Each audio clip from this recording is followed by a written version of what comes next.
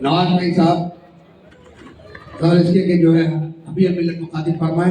نواز بھائی صاحب جو ہے قائد مقرر تھا کہ خودکشی فرما گئے. اعوذ باللہ من الشیطان الرجیم. بسم اللہ الرحمن الرحیم.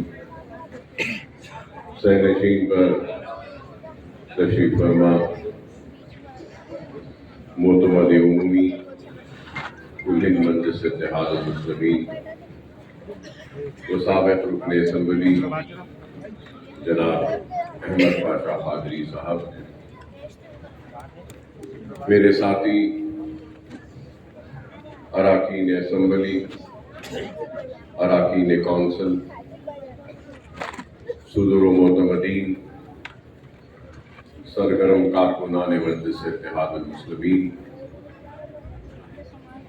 اور گھروں میں بیٹھ کر سننے والے بزرگوں، نوجوان ساتھیوں اور میری عزت مآب پردہ نشین ماں اور بہنوں،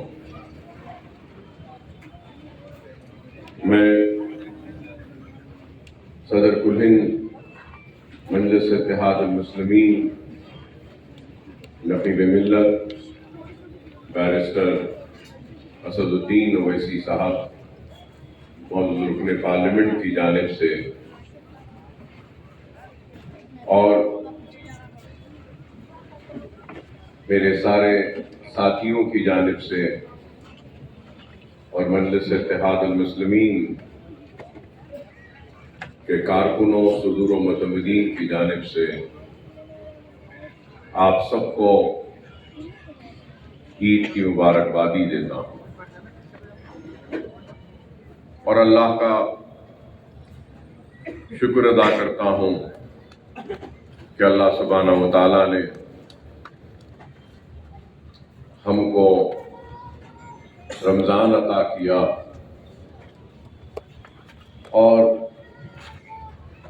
رمضان کے روزوں و عبادتوں،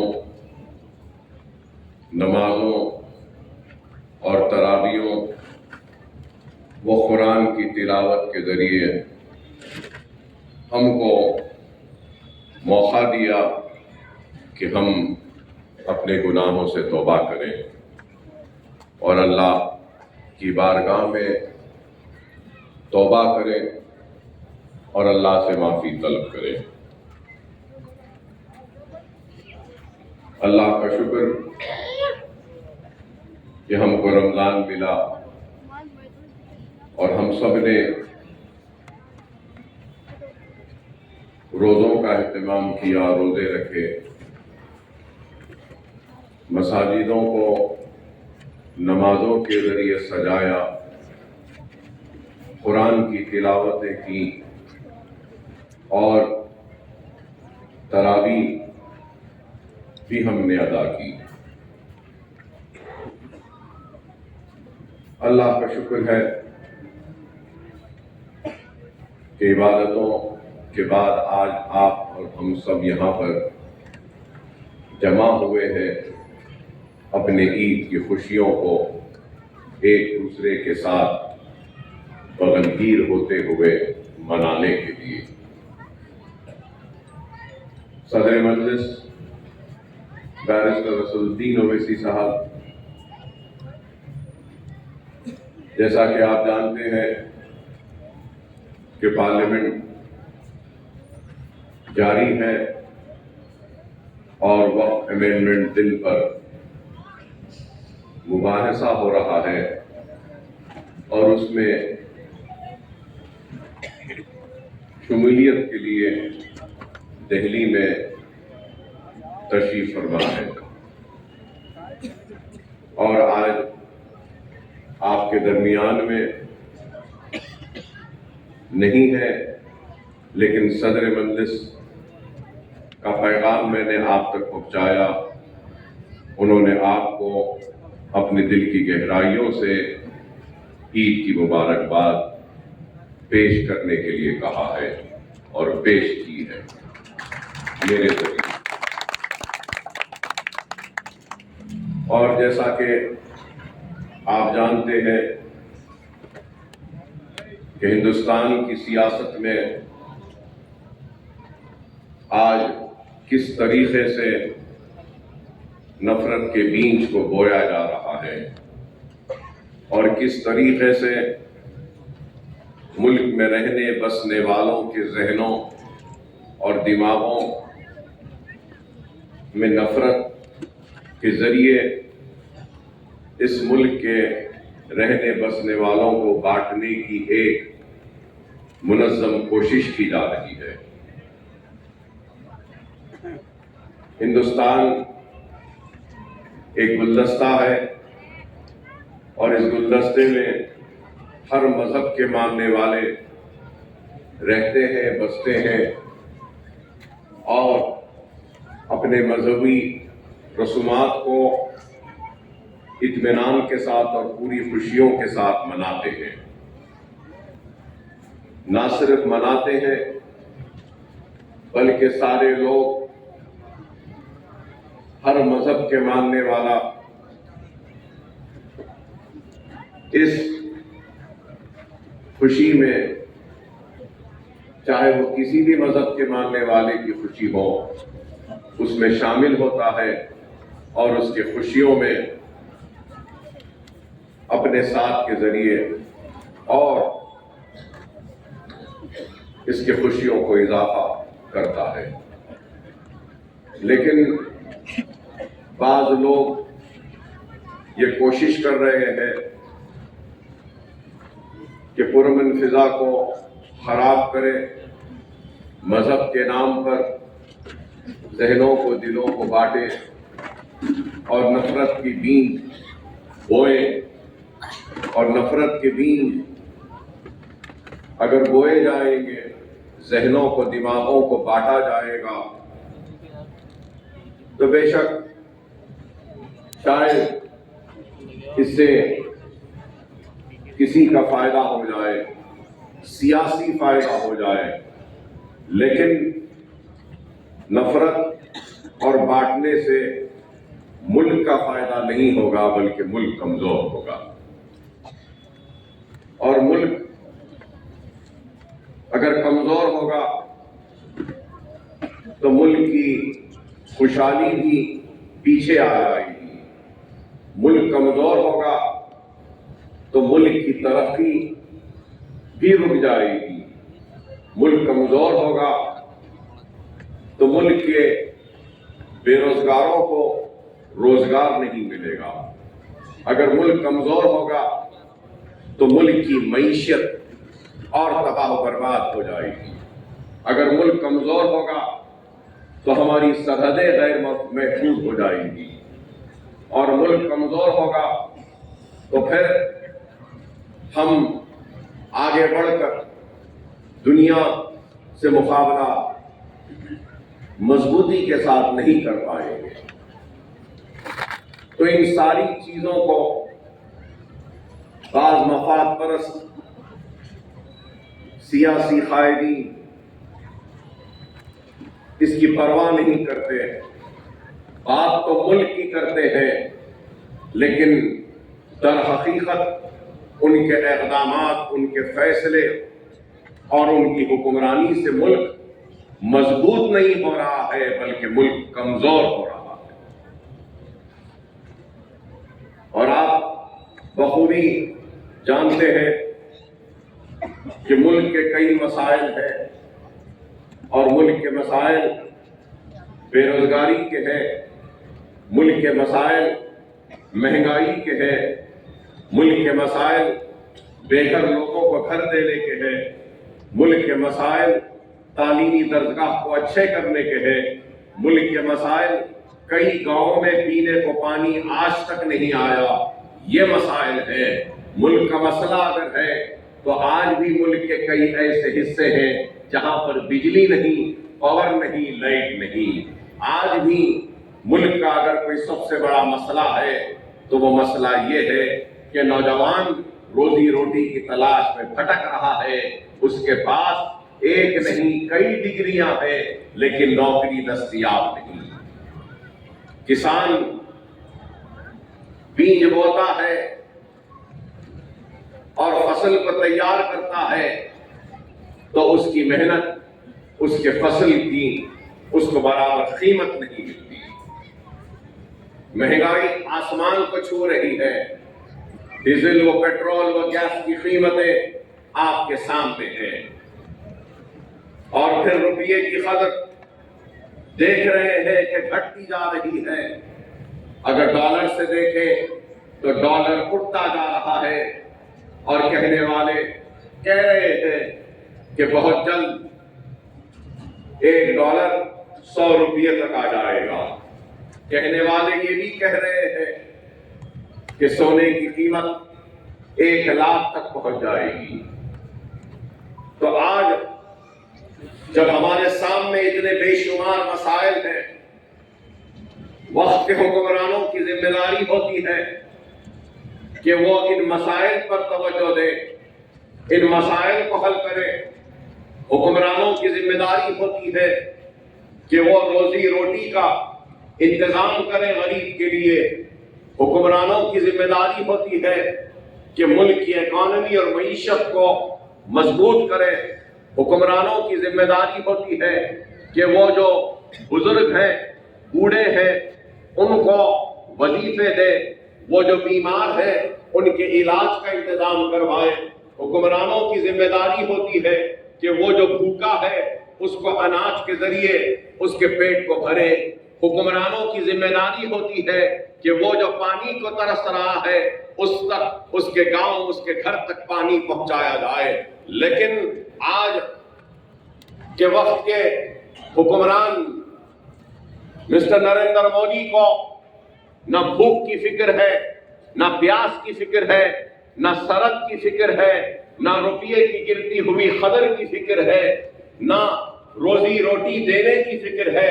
اگر ان کو صرف فکر ہے تو ہندوستان کے مسلمانوں کو کس طریقے سے دبایا جائے، ان کے حقوق کو ان سے چھینا جائے، اور کس طریقے سے ان پہ ظلم کھایا جائے، اور کس طریقے سے ہندو اور مسلمانوں کے دلوں میں ایک دوسرے کے لیے نفرت کو پیدا کیا جائے۔ باتیں تو بڑی ہوتی ہیں، لیکن ہم دیکھ رہے ہیں کہ کبھی گھر واپسی کے نام پر، تو کبھی بیف کے نام پر، کبھی جہاد کے نام پر، تو کبھی طلاق ثلاثہ کے نام پر، تو کبھی کشمیر کے نام پر۔ تو آج دیکھتے ہیں کہ وقت امینڈمنٹ بل کے ذریعے اگر کوئی نشانہ بن رہا ہے تو وہ ہندوستان کی سب سے بڑی اقلیت مسلمان کو نشانہ بنایا جا رہا ہے۔ آج جو ہمارے آبا و اجداد نے ہمارے آنے والے کل کے لیے جو وقت کیا تھا جائیدادوں کو ایک منشے کے تحت، ایک مقصد کے لیے، ان آفاقی جائیدادوں کو منصوبہ بند انداز کے ذریعے، قانون سازی کے ذریعے ان اوقافی اداروں کو تباہ و برباد کرنے کا ایک قانون پارلیمنٹ میں آج زیر بحث ہے، اور شاید یہ امینڈمنٹ بل کی بحث جاری رہے رات دیر تک۔ تو میں بتانا یہ چاہتا ہوں آپ کو کہ مجلس اتحاد المسلمین بار بار یہ بات کہتی رہی ہے، اور آج میں بھی اسی بات کو دہرانا چاہتا ہوں کہ یاد رکھو، قانون اگر کہیں بنتا ہے تو میدانوں میں نہیں بنتا، چوراہوں پہ نہیں بنتا، بازاروں میں نہیں بنتا۔ قانون بنتا ہے تو ایوانوں میں بنتا ہے، چاہے وہ ایوان اسمبلی ہو، ایوان بلدیہ ہو، یا ایوان پارلیمنٹ ہو۔ اس لیے ہمارے نمائندوں کا ایوانوں میں رہنا لازم و ضروری ہے۔ اگر ہمارے نمائندے ایوان میں رہیں گے تو وہ قانون کے بننے کا نہ صرف اگر وہ قانون جس کو آپ سمجھیں گے کہ وہ آپ کے مفاد میں نہیں، ملک کے مفاد میں نہیں، دستور کے خلاف ہے، تو ہم ایوان میں ہماری موجودگی اس قانون کی مخالفت کر سکتی ہے اور اس قانون کو بننے سے روک سکتی ہے۔ عوام کو اختیار ہے اپنے نمائندوں کو منتخب کرنے کا،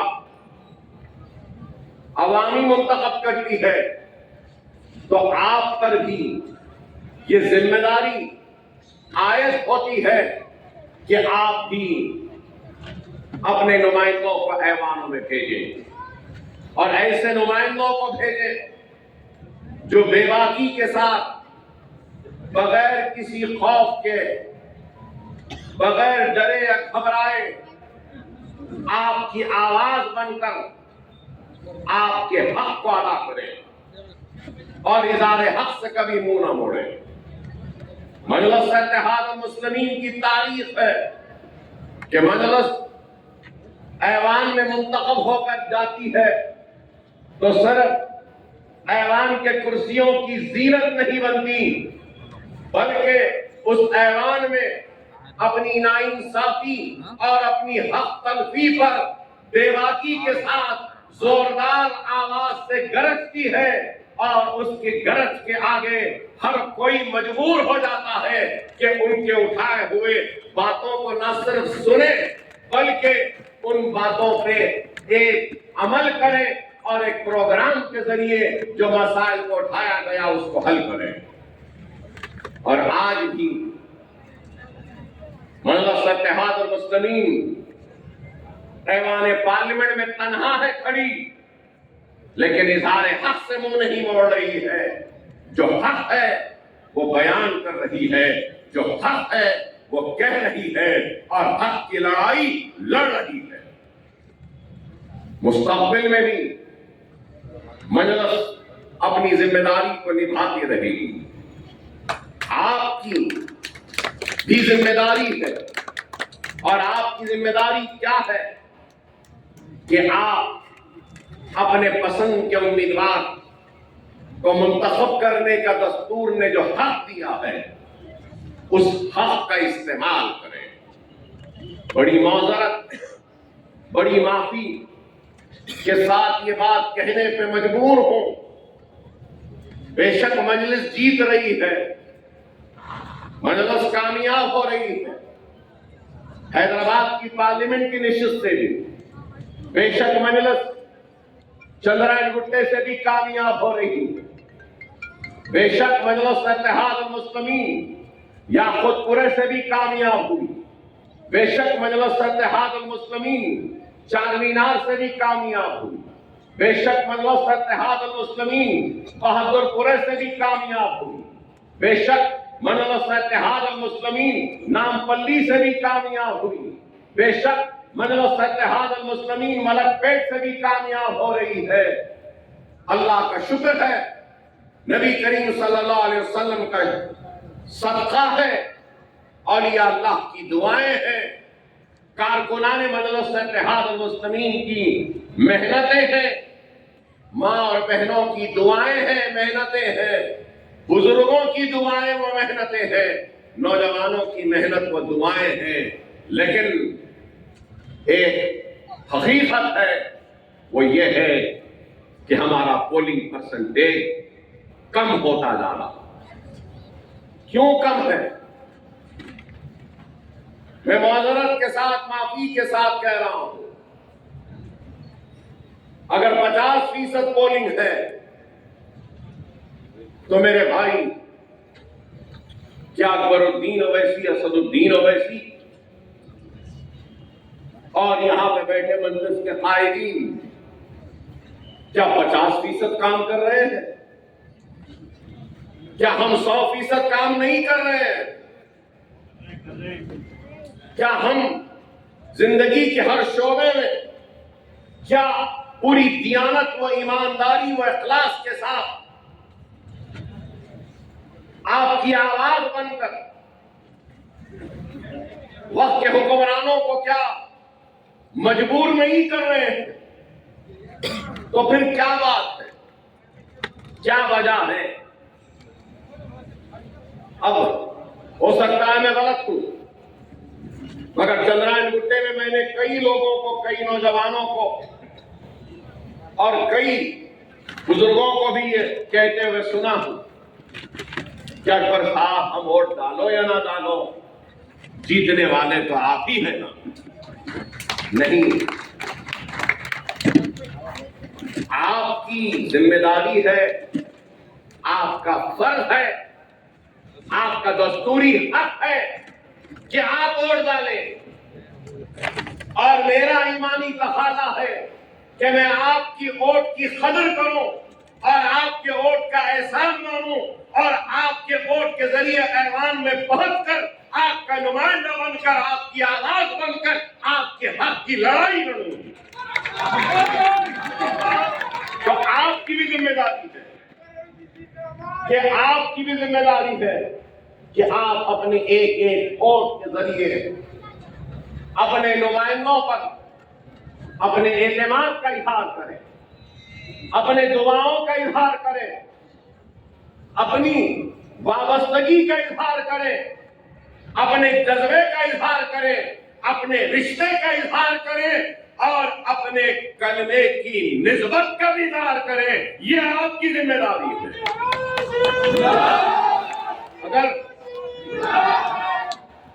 آپ بتائیے سب کچھ لٹنے کے بعد، سب کچھ جانے کے بعد، لہلاتی ہوئی کھیتیوں کے اجڑنے کے بعد، عصمتوں کے لٹنے کے بعد، تخت و تاج عجائب گھر کی زینت بننے کے بعد، محلات کے ویران ہونے کے بعد، منصب کے لٹنے کے بعد، جاگیروں کے لٹنے کے بعد، انعام کے لٹنے کے بعد اگر کچھ بچا ہے تو ایک چھوٹا سا ٹمٹماتا ہوا چراغ ہے، اور وہ ہماری جماعت، ہمارا اتحاد، مجلس اتحاد المسلمین ہے. اگر اس کو بھی آپ اس چراغ کو، ٹمٹماتے ہوئے اس چراغ کو اگر آپ اپنے ایک ایک ووٹ کے ذریعے اگر اس چراغ کو بجھنے سے بچائیں گے نہیں تو پھر بتاؤ میرے بھائی، ہم جائیں تو کس کے پاس جائیں؟ اگر آج اپنے خطاب کے ذریعے، اپنی کارکردگی کے ذریعے، اپنے کام کے ذریعے میں آپ کے دل پر دستک دے رہا ہوں اور آپ کے دل سے سوال کر رہا ہوں، سوچو میری اس بات کو. بے شک بہت ہی صبر آزما حالات ہیں، لیکن الحمدللہ اللہ کا شکر ہے کہ اس سرزمین دکن پر مجلس ہے، آپ کا اتحاد ہے، آپ کی دعائیں ہیں، آپ کی وابستگی ہے، اور آپ کی وجہ سے ہم جیسے قائدین ہیں تو ہم میں اور دوسرے ہندوستان کے حصے میں رہنے بسنے والے مسلمانوں میں بہت بڑا فرق ہے. کیا ہے یا نہیں بتائیے؟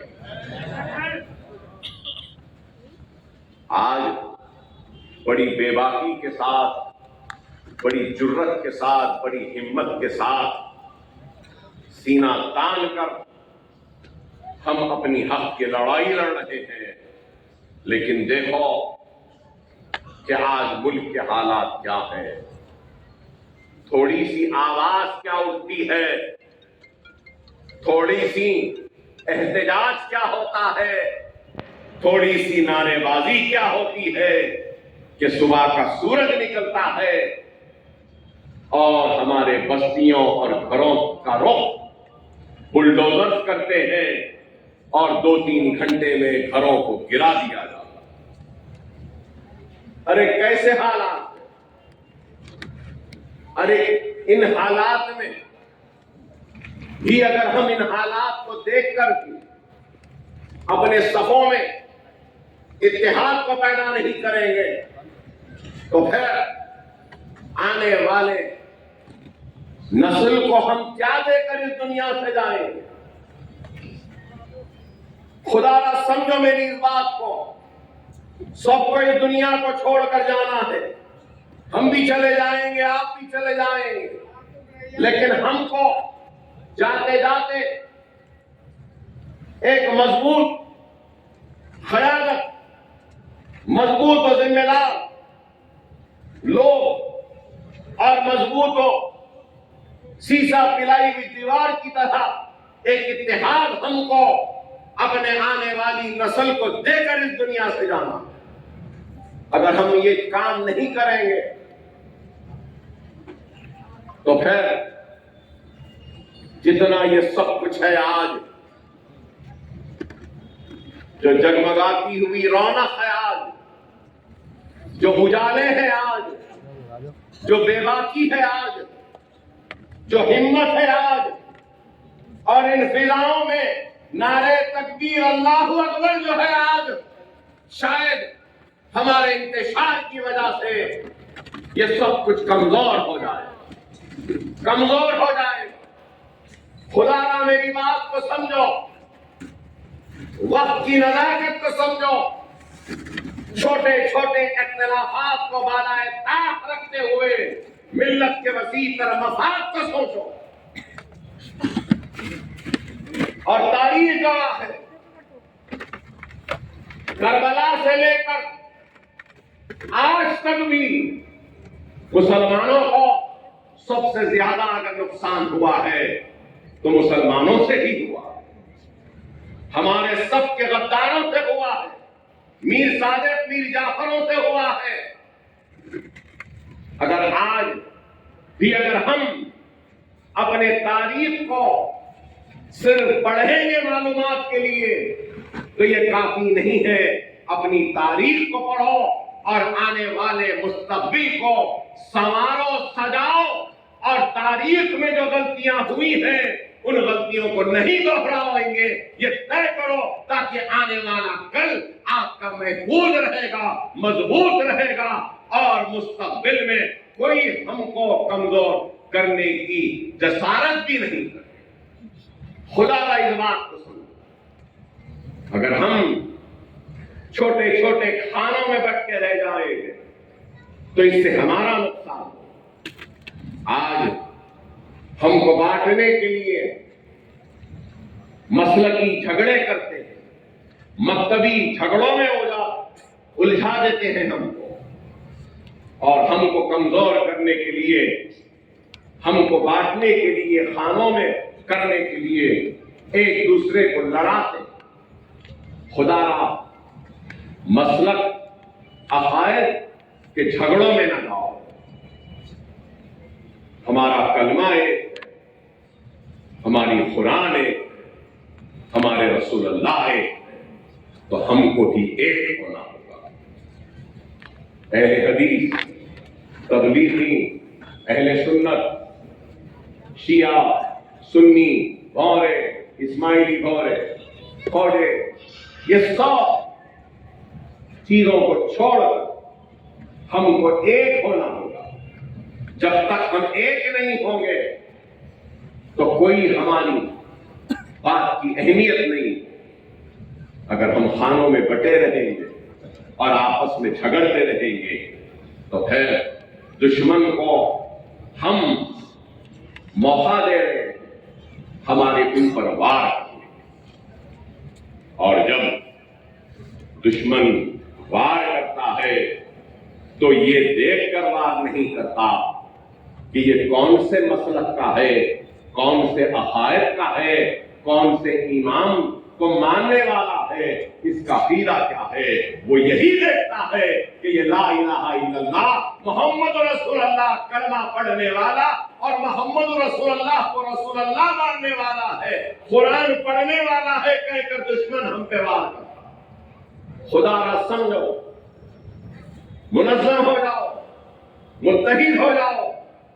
ارے ہم تو زندگی کی ایسی منزل میں ہے کہ نہیں معلوم کہ کب اللہ کا بلاوا آ جائے اور ہم کو اس دنیا سے رخصت ہونا پڑے، مگر ہماری فکر یہ ہے کہ ہمارے جانے کے بعد بھی اللہ اس دارالسلام کو آباد رکھے. ہمارے دنیا سے جانے کے بعد بھی اللہ سبحانہ و تعالیٰ مجلس کو ایسے ہی استحکام دے، مضبوطی دے اور طاقت دے، اور سرزمین دکن کے مسلمانوں میں ہماری زندگی اور ہمارے سے زیادہ جماعت کی محبت ایک ایک حیدرآبادی کے دل میں ڈال، ایک ایک مسلمان کے دل میں ڈال. یہ ہم یہ چاہتے ہیں. ہمارا تو کیا زندگی گزر گئی کامیابی کے ساتھ، بڑی ہمت کے ساتھ، مصیبت کے ساتھ، تکالیف کے ساتھ، جیسی تیسی یہ زندگی تو گزری گئی. اب ہماری فکر ہے تو آنے والے کل، اور آنے والے کل کو اگر مستحکم بنانا ہے، مضبوط بنانا ہے،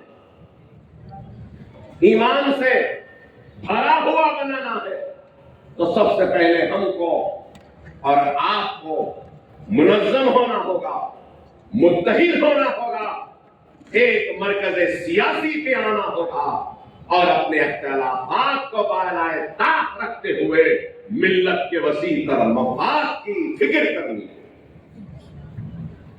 جماعتی زندگی میں شخصیتوں کی اہمیت نہیں ہوتی. احمد پاشا قادری صاحب نے اپنی خطاب میں کہا، اکبر صاحب کے تعریف کے پل باندھ دیے، ممنون و مشکور. میں ان تعریفوں کا حقدار نہیں ہوں، لیکن ممنون و مشکور ہوں. لیکن یہ حقیقت ہے کہ جماعتی زندگی میں شخصیتیں جماعت کی محتاج ہوتی ہیں، جماعت شخصیتوں کی محتاج نہیں رہتی ہے. لوگ آئیں گے جائیں گے، جماعت کا کام جاری و ساری رہے گا. اگر وہ ایسی نہیں تو کوئی اور صحیح. اللہ کا کام کسی کا محتاج نہ تھا، نہ ہے، نہ رہے گا. اللہ جس سے چاہے اس سے کام لے.